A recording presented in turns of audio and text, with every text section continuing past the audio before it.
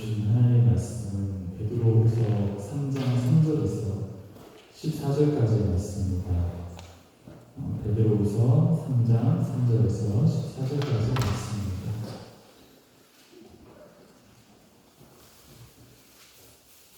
서로 교독하겠습니다. 3절부터 제가 먼저 읽겠습니다. 먼저 이것을 알지니 말세에 조롱하는 자들이 와서 자기 정욕을 따라 행하며 조롱하여 이르기를 성령을 시사하지 여기면 성경이 들어오고 마음이 성령을 따라 그냥 나가리라. 이는 하늘이 예적부터 있는 것과 땅이 물에서 나와 물로 성립된 것도 하나님의 말씀으로 된 것을 그들이 일부러 잊으려 함이로다. 이러나 그 세상은 우리 영신으로 말하였으되 이제 하늘과 땅은 그 동일한 말씀으로 불사르기 위하여 보호하신 바 되어 경건하지 아니한 사람들이 심판과 멸망의 날까지 보존하여 주신 것이라. 사랑하는 자가 주께 하나님을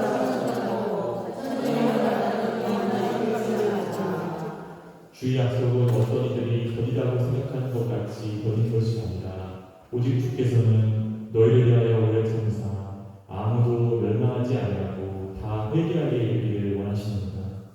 그러나 주의 날이 끝까지 그날에는 하늘이 큰 소리로 떠나가고 물질도 물에 부러지고 땅과 그 중에 있는 모든 이들은 드러나리라. 이 모든 것이 이렇게 풀어지니 너희가 어떠한 사람이 되어야 마땅하고 거룩한 행실과 경건함으로 하나님의 나라를 이루기를 바라고 간절히 사모하라. 그날에 하늘이 끝에서 부러지고 물질도 물에 부러지리라.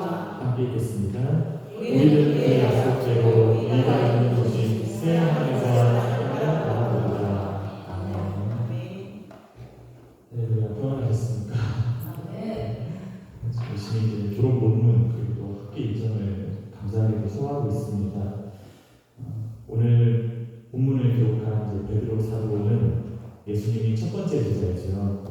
이 사랑을 낳는 어부 베드로는 예수님의 공생 내내 참으로 신실하게 그리고 열심으로 주님을 따랐습니다. 마태복음 16장 16절에 주는 그리스도시요 살아계신 하나님의 아들이십니다. 놀라운 고백이 나옵니다. 이 교회 토제자들이 존귀한 고백도 하나님께서 그 입을 통해서 선포하게 하신 말씀인 것이죠. 하지만 그도 우리처럼 연약함을 지닌 사람이었습니다. 요한복음 18장 15절에서 25절 이하에 보면 예수님께서 고난을 받기 위해서 잡혀가시던 그날 밤에 베드로가 대제사장의 지문 밖에서 불을 쬐는 모습이 나옵니다. 그는 자신을 둘러싼 사람들에게 나는 예수님을 다른 사람이 아니라고 그의 제자가 아니라고 말하면서 3번이나 예수님을 부인하죠. 요한복음에서는 그 상황에서 어떤 일이 동시에 일어나는지를 또한 상세히 기록하고 있습니다. 18장을 조금 자세히 보면 베드로는 예수님을 거듭 부인한 다음에 25절에 가서 한 번 더 부인하는데 그 사이, 그 조금 사이에 예수님은 대제사장의 집들 안에 끌려가서 그 대제사장 가야바의 자민이 전 대제사장 안나스에게 고난을 받으시는 중이었습니다. 요한복음 13장에서 예수님 어디로 가신단 말입니까? 절대 예수님 우리를 떠나실 수 없습니다 하면서 주님을 붙잡았던 그 베드로가 주님께서 그 어려운 고난을 당하시던 날 그날에 새벽 추위를 피해서 사람 사이에서 모닥불을 쬐다가 예수님을 거듭 부인하게 되는 것이죠. 요한복음 13장 38절에서 주님은 이렇게 말씀하십니다. 베드로에게 함께 읽겠습니다. 예수께서 대답하시되 내가 나를 위하여 내 목숨을 버리느냐 내가 진실로 진실로 내게 이르노니 다 보이기 전에 내가 3번 나를 부인하리라. 이 말씀이 요한복음 18장에서 그대로 이루어지는 보게 되는 것이죠. 시간이 흘러서 요한복음 21장에서는 부활하신 예수께서 디베랴 호숫가에서 제자들을 친히 맞이해 주신 모습이 나옵니다. 예수님께서는 모닥불을 피우시고 기다려 계셨죠.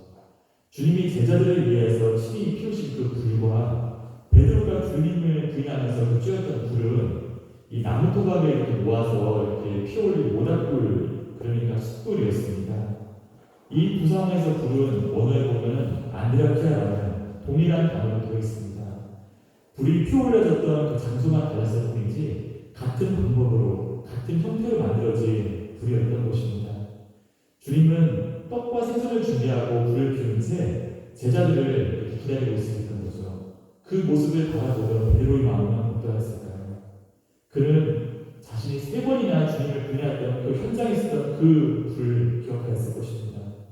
늘 그랬듯이 주님을 향해 반가에 달려나왔지만 감히 부활하신 주님과 시선을 마주할 수 없는 그저 죄송한 마음이었을 것입니다. 예수님께서는 베드로가 자신을 3번 부인한 것을 말씀하셨던 그 요한복음 13장 38절 직전인 34절에서부터 아주 중요한 말씀을 나누셨습니다.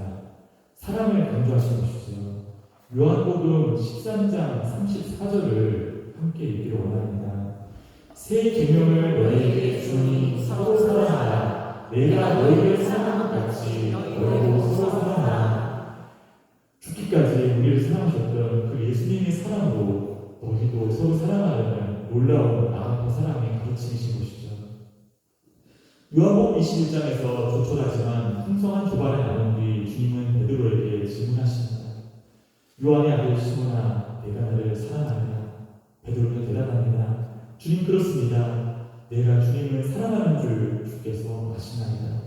이 문답은 3번에 걸쳐 반복이 되죠. 그렇지만 첫 번째와 두 번째 문답에서 사용된 사랑이라는 단어는 원어를 보면 서로 다른 단어로 되어 있습니다. 주님이 말씀하신 사랑은 그 13장에서 마찬가지로 아가페인이라고 하면서 베드로가 대답했던 그 대답 속 사랑은 필로, 즉 무언가를 향한 이끌림으로 되어 있습니다. 베드로의 대답은 말하자면 나 주님께 다가섭니다. 나 주님께 이끌립니다. 이와 같은 취지의 대답이었던 것입니다. 아가페는 신적인 사랑, 모든 것을 다한 전적인 사랑을 말하는 것입니다. 마태복음 22장 37절에 예수께서 이르시되 내 마음을 다하고 목숨을 다하고 뜻을 다하여 주 너희 하나님을 사랑하라 하셨으니 여기서 말씀하시는 이 사랑이 곧 아가페인 것이죠. 시몬아, 내가 나를 전적으로 아가페하느냐? 내 온 존재를 통하여 내 전부를 들어 나를 사랑하느냐? 내 주님, 참으로 죄송하고 부끄럽지만 당신이 부르신 앞에 늘 그랬듯이 저는 당신께 다가서고 있습니다. 그저 이렇게 주님께 이끌리고 있으면 주님께서 하십니다. 예수께서 말씀하시는 아가페와 또 베드로가 답변하는 필로, 그 두 단어의 뉘앙스를 살려본다면 아마도 이와 같은 어감이 아니었을지 생각해 봅니다.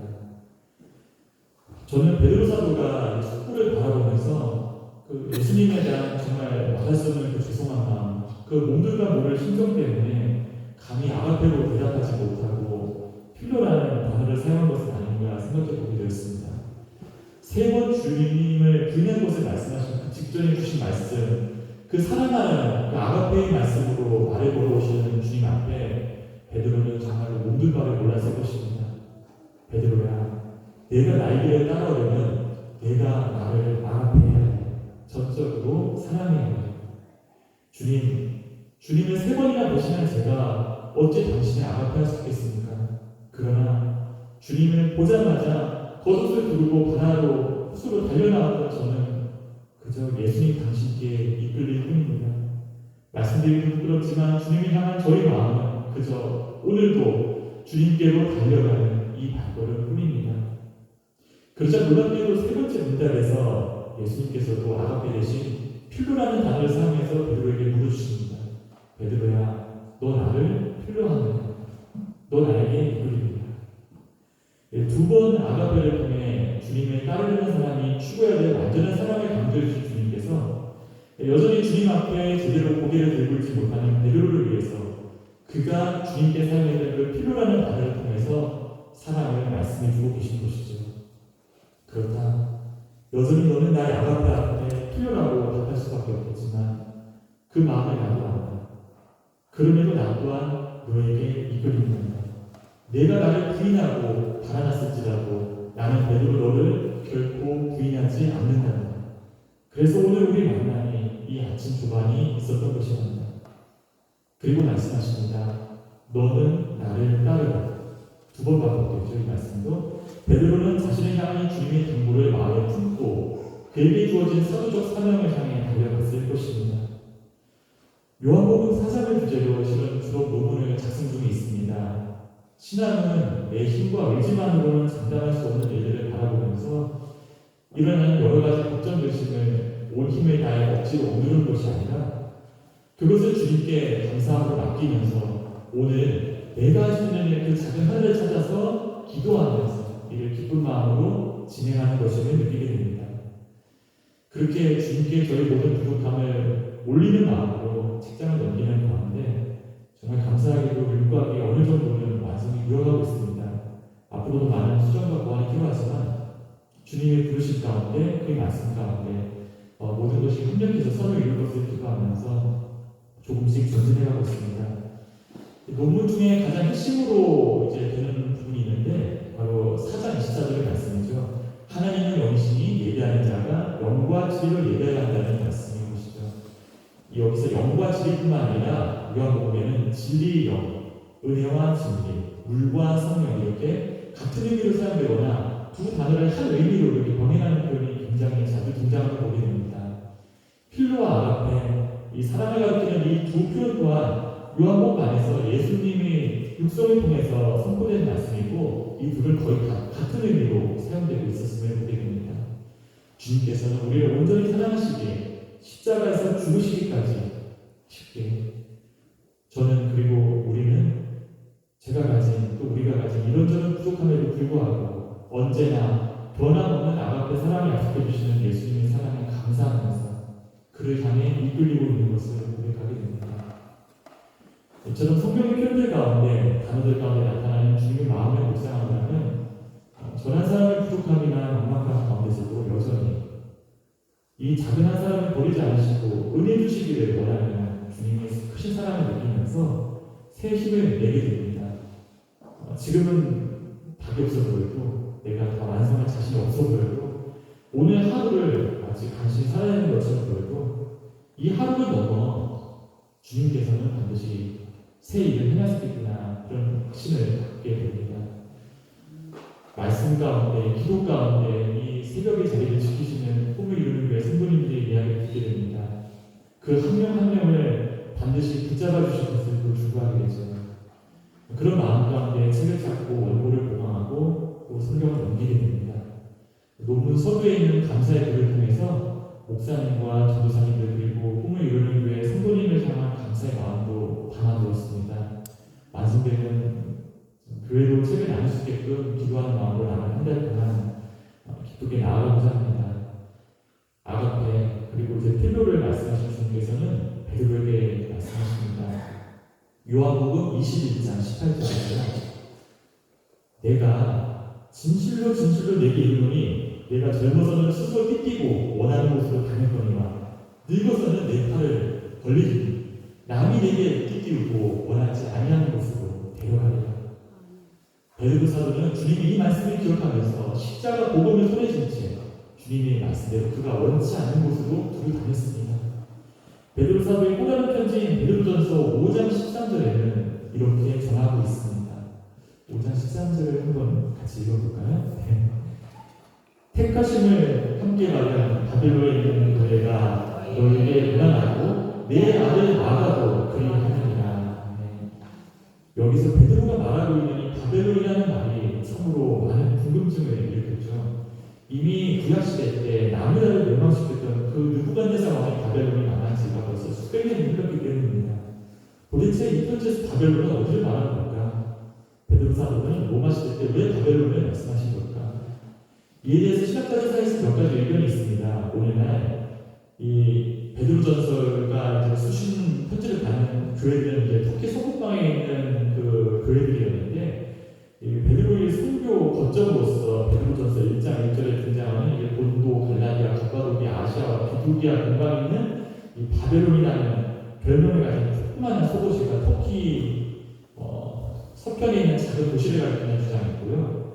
또 당대의 바벨론이 로마 제국의 수도 로마를 말하는 주장이 있습니다. 그리고 저희 학교 이제 신학학 소기천 교수님이 이 바벨론이라는 것을 당시 이집트의 알렉산드리아 도시를 이렇게 둘러싸고 있던 바벨론 장벽이라는 장벽이 있는데 그 알렉산드리아까지 마가의 초청을 받고 가서 거기서 이 베드로 전서를 썼다 이렇게 주장하시기도 했죠. 베드로 전서의 집계 장소가 이집트였을 가능성도 제시하셨던 것입니다. 순교의 길을 바라보고 있는 베드로가 마가를 통해서 이 편지를 소아시아교회에 발송을 하게 되는데 중요한 것은 집계 장소를 어디로 보든지 간에 베드로는 주님의 복음을 들고 너는 나를 따르라는 그 말씀에 순종해서 유대인으로서는 갈 수가 없었던 그 당시 그 먼 유방까지 전진했었다는 것입니다. 그리고 유대인 베드로 입장에서 볼 때 이방들의 주축이었던 이 소아시아의 교회들 가운데 또 그 교회 가운데 살아가고 있는 성도들 신앙을 위해서 그들에게 주님이 아가페 사랑으로서 편지를 보냈다는 것이죠. 또 한 번 그를 향한 주님의 말씀이 이같이 신실하게 이루어졌음을 보게 됩니다. 우리 십자가의 죽음을 통해 우리를 향한 주님의 사랑이 얼마나 깊고 진실한 것인지를 되시게 수 있듯이 이처럼 소명에 따라서 땅끝에 이르기까지 순종한 베드로의 행보를 통해서 우리는 베드로 사도의 메시지가 담긴 베드로 전서가 담고 있는 이 교훈이 얼마나 진실한 것인지를 헤아릴 수 있게 되는 것입니다. 하지만 베드로 후서에서 이 예수 그리스도의 종 사도 베드로의 상황은 결코 숱한 것이 아니었습니다. 그는 스스로 자신의 죽음을 예견하는 시점에 서 있는 것이죠. 베드로 후서 1장 14절은 이렇게 말하고 있습니다. 1장 14절은 이는 우리 주 예수 그리스도께서 내게 지시하신 같이 나도 나의 장막을 벗어날 것이 임박한 줄을 압니다 라고 말씀하고 있습니다. 주님 주신 달려갈 길을 잘 마치고 이제 마지막을 눈앞에 두고 진실한 것으로 주님의 마음을 전하고 있는 베드로의 모습을 떠올려보게 되는 것이죠. 베드로는 우리 신앙인들이 우리 예수님의 능력과 그의 다시 오심을 끝까지 바라봐야 한다고 말하고 있는 것입니다. 이건 오늘날 우리에게도 마찬가지로 해야 되는 말씀이죠. 여러 도전과 혼란 가운데서도 예수님을 끝까지 사랑하고 그를 따라가려는 우리는 예수님의 능력과 그의 다시 오심을 바라봐야 한다는 교훈이긴 한 것입니다.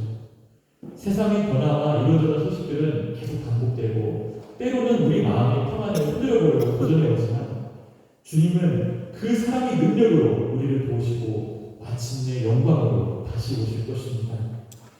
지난 시간 말씀드렸던 데살로니가 전서와 마찬가지로 오늘 베드로후서의 관심 또한 예수님을 사랑하는 사람들이 삶 가운데 고통과 고난을 겪으면서 그 신앙이 흔들리지 아니하고 굳건히 하고 격려하는 것에 놓였음을 알 수 있습니다. 그렇다면 과연 교회 그리고 성도들의 신앙을 흔들고 있었던 것은 무엇이었을까요? 베드로후서는 거짓 교사들과 그들의 주장을 성도들의 신앙을 흔들고 있는 위험한 것으로 말하고 있습니다. 거짓 교사들은 예수님이 다시 오심과 세상의 심판을 증언하는 베드로 사도의 가르침을 반박하고 있었던 것입니다. 그들은 오히려 이 세상은 전혀 변하지 않고 똑같이 흘러간다는 자신들의 생각을 전파하고 있는 것이죠. 베드로후서 3장 4절에서 그들은 이렇게 말합니다.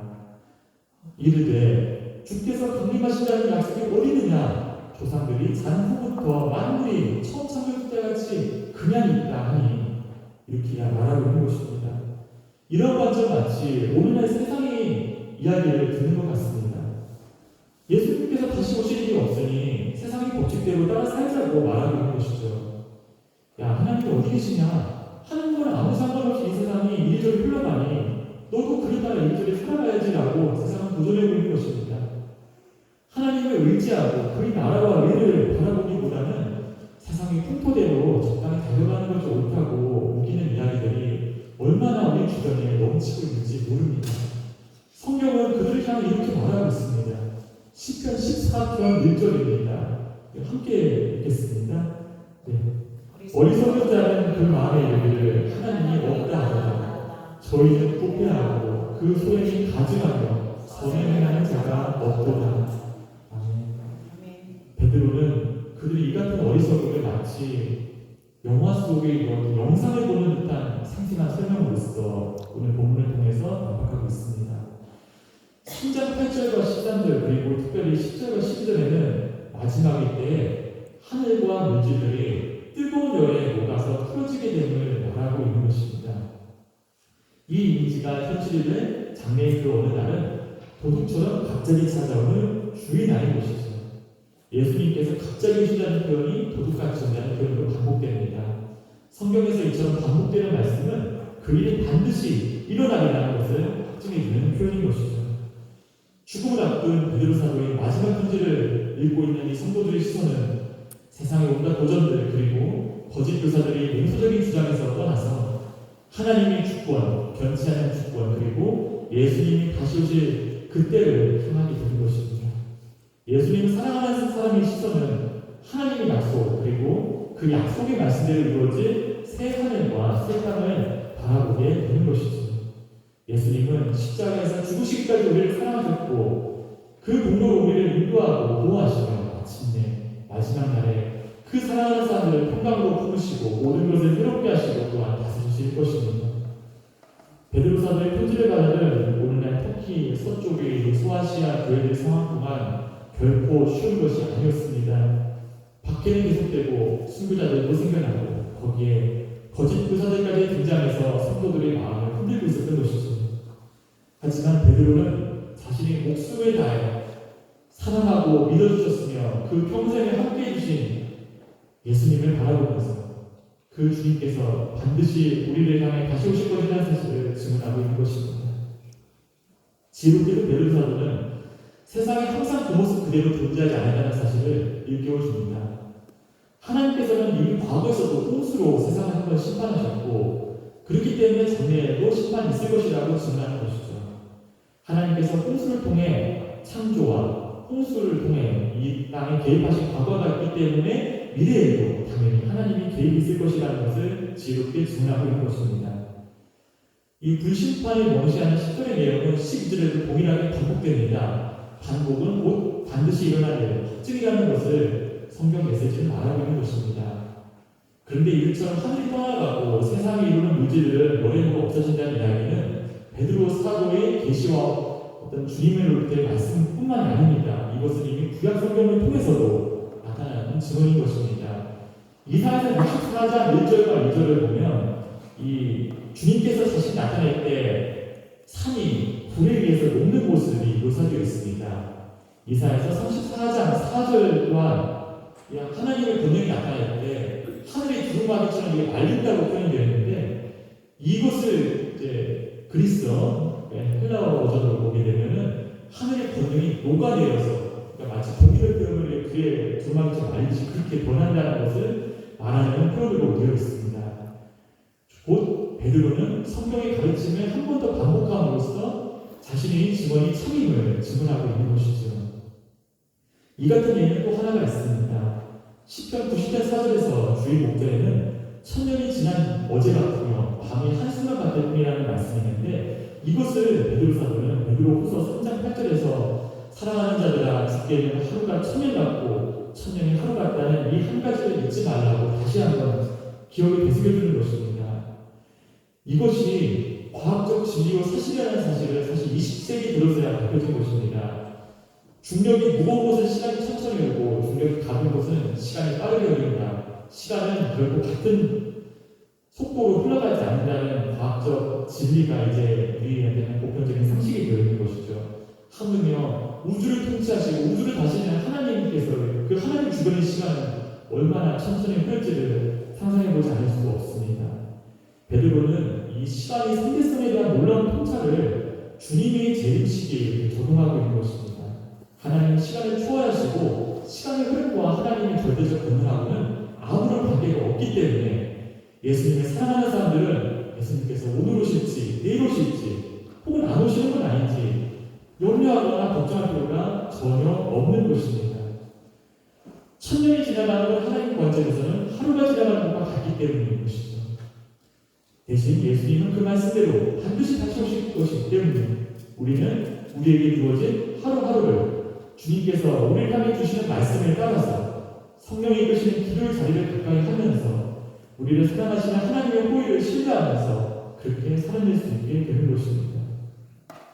그렇다면 예수님이 다시 오시는 이 시기가 이렇게 우리 입장에서 그 정해진 시기가 언제 올까 기다리게 되는 이유는 무엇일까요? 하나님 입장에서 볼 때 그것이 하나님의 큰 인내심의 결과라는 것이 베드로 사도의 증언인 것입니다. 너희를 향한 오래 참으심의 결과가 주님 다시 오실 시기와 지금 우리가 사는 삶 사이에 주님의 자비가 놓여있다는 것이죠. 이 오래 참으심의 목적은 우리 모두가 회개하는데, 이 땅의 모든 사람들이 주님 앞에 회개하는 데 있음을 베드로 사도는 밝히고 있는 것입니다. 하나님이 사람들이 회개할 수 있도록 인도하신다는 말씀 또한 노하기를 더디하신다는 말씀과 함께 성경 곳곳에 자주 반복되고 있죠. 하지만 끝내 이 말씀을 믿지 않고 불순종하게 되면 그 멸망은 그 죄인 자신이 죄인된 고집으로 인한 공의로운 심판의 결과로 인해서 이루어지는 거라는 사실을 우리는 기억해야 될 것입니다. 주님이 나를 결코 영원히 지체될 수 없는 확정된 미래입니다. 이미 이루어진 사실로서 주님께서는 그날을 확정해서 기다리면서 모든 사람들이 주님 앞에 회개로 나오기를 기다리고 계신 것이죠. 베드로는 이러한 하나님의 날이 임하기를 바라보고 간절히 사모하라고 권유하고 있습니다. 분명 그날은 심판의 날이지만 그리스도 안에 거하는 모든 사람들에게는 구원의 날이기도 함을 되시기로 하는 것입니다. 때가 되면 예수님께서는 모든 것을 새롭게 하실 것이고 그와 아가페와 필로로 이어져 있는 성도들 한 분 한 분을 친히 기억하시고 상주시며 일으키실 것입니다. 때문에 베드로는 성도들의 거룩한 행실과 경건함이 마땅한 것이라고 설명합니다. 예수님이 아가페에 이끌린 우리들은 이미 하나님에 의해서 새로운 마음을 가지게 된 사람들이기 때문이죠. 여기는 우리 인간의 어떤 열심이 담긴 어떤 행위적인 의의가 포함되지 않는다는 점을 또한 기억해야 됩니다. 그저 주님이 사랑의 반응이기 때문에 주님의 마음을 인식하고 이끌렸기 때문에 그의 이끌린 결과로 주어진 삶 가운데 우리는 자연스럽게 주님께 빚진 자의 마음이 들어서 옳은 일을 하게 되는 것이고 이런 결과 성도들은 하나님이 그날 심판의 날 앞에서 점도 없고 흠도 없고 평강 가운데 나타나게 된다는 것이 베드로 사도의 설명인 것입니다. 우리가 주님을 바라볼 때 그를 향한 사랑으로 이끌리면서 주님을 향한 나를 향한 주님의 그 사랑에 반응하면서 살아갈 때 이 같은 이 경건한 결과는 예수님을 사랑하는 모든 이들에게 주어지는 선물임을 믿으며 또한 고백해야 할 것입니다. 베드로는 그리스도의 재림이 임박했다는 사실을 강조하지만 다른 신약성경 저자들과 마찬가지로 그 시기가 어느 날 언제라고 특정 날짜를 말하지 않습니다. 예수님께 직접 아가페를 드렸던 사도 베드로조차 하지 않았던 일을 자연스럽게 하고 나는 온갖 시간도 중간으로는 곧 거짓 주장인 것이죠. 사람들로 하여금 연도와 날짜를 특정하게 하는 잘못된 가르침에 귀를 기울여서는 안 될 것입니다.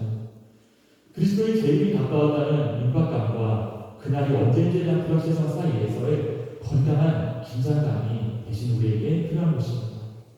재림은 정해져 있고 우리 입장에서는 유예된 것처럼 보이지만 이것은 하나님의 오래 참으시는 결과이고 무엇보다도 교회와 성도들 그리고 아직 믿음을 받아들이지 못한 사람들이 온전한 구원을 위하여 예수님께서 우리를 사랑하신 또 다른 표현, 즉 아가페의 표현이 잠깐의 예수님 다시 오심이 유예라는 점을 우리는 잊어서는 안 될 것입니다.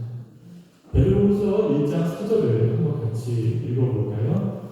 1장 4절입니다. 베드로후서 이로써 그 보배롭고 지극히 큰 약속을 우리에게 주사 이 약속으로 말미암아 너희가 정욕 때문에 세상에서 떨어질 것을 피하여 신성한 성품에 참여하는 자가 되게 하여 주옵니다. 이 말씀에서 베드로는 예수님을 사랑하는 사람들이 하나님의 성품에 참여한다고 말하고 있는 것입니다. 베드로가 이 하나님의 성품에 참여한다고 했던 의미는 세상의 뉴에이지 운동가들처럼 우리가 하나님에 대해서 우리가 신비해서 그 가운데 같이 이렇게 나란히 있는 것을 의미하는 것이 아닙니다. 그것은 바로 예수님의 사랑, 그 아가페에 이끌려서 그 모습을 따라서 살게 되는 그리스도인들이 더는 세상의 법칙대로 세상 정욕의 노예 노릇대로 살 수가 없는 것이라는 것을 알려주는 것이고 그 삶 가운데 자연스럽게 나타나는 그 사랑의 미덕이 하나님 보시기에 귀하고 아름다운 신앙의 결실로서 맺어진다는 것을 가르치는 말씀인 것입니다. 이처럼 베드로는 신앙의 삶 가운데 예수님을 닮아가는 이 덕목을 갖추는 신앙의 성장을 강조하고 있습니다. 베드로는 사람들은 그 인생 가운데 이 두 가지 길 중에서 한 길로 여행을 떠나게 될 수밖에 없다는 사실을 말하고 있는데 그 첫 번째 길은 바로 그리스도의 사랑에 이끌려서 신앙이 진보의 길에 걷는 것입니다. 그 예수님을 향한 사랑, 그 믿음의 층계를 묵묵히 하루하루 올라가는 것이죠. 이 길은 곧 예수님의 사랑이 그린 베드로처럼 신자들을 영적으로 열매맺는 삶으로 이끌어주게 되는 것입니다. 하지만 두 번째 길은 그 길에서 벗어나서 그 길을 잃고 방황함으로써 걷게 되는 길인데 곧 예수님을 3번 부인하는 길인 것이죠. 그 길의 결과는 거짓 교사들과 마찬가지로 멸망과 유죄 판결을 받는 것으로 끝나게 되고 마는 것입니다. 베드로서는 예수님의 사랑을 몸소 경험한 신앙의 선배가 베드로지 않습니까? 이 신앙의 선배로서 성도들이 진정한 행복을 위한 사도, 목회자의 간절한 소원이 담겨져 있는 책이라고 말할 수 있을 것입니다.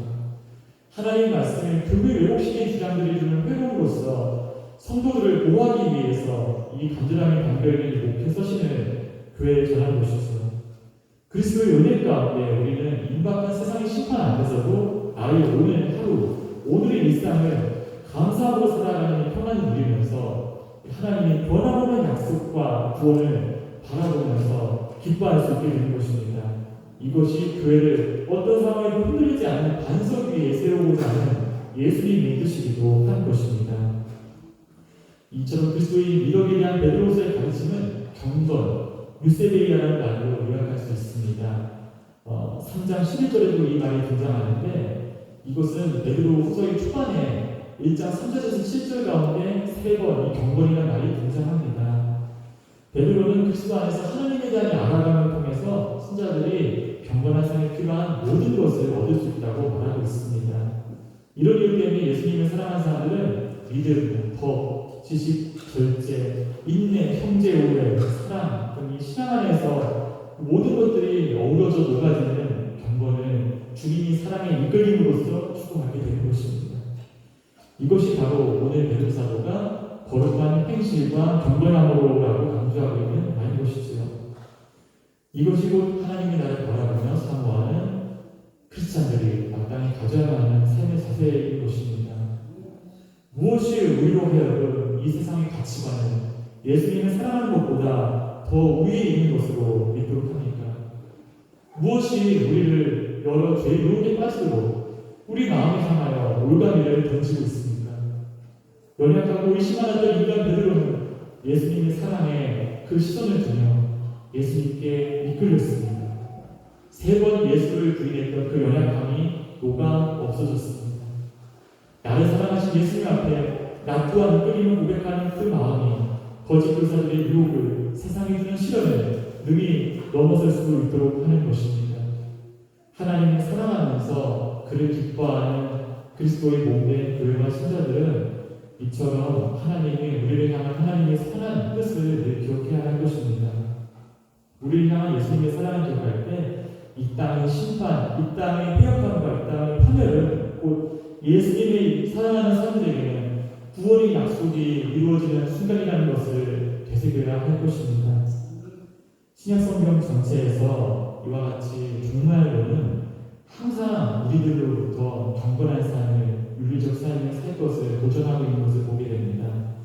우리는 하나님의 창조와 하나님의 영광을 바라보면서 또한 십자가 순종을 감당하신 거룩한 예수님을 바라보면서 나를 향한 그분의 사랑을 기억하면서 나 또한 그 사랑으로서 행동하고자 그로 인해서 주님 앞에 아름답게 나타나고자 하는 소망을 품고 삶의 시간 가운데 성장해 나가야 하는 것이죠.